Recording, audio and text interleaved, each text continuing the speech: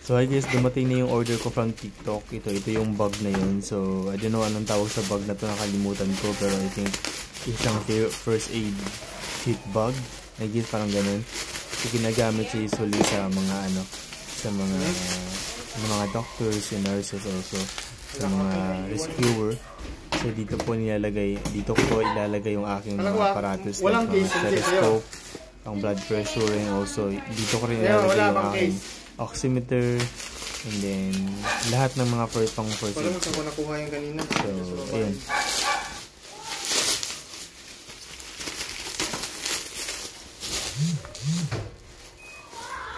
Nawala kasi yung akin.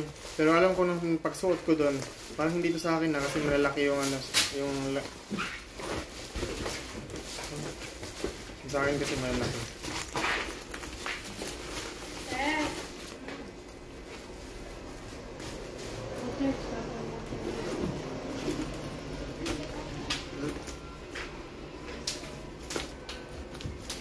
So,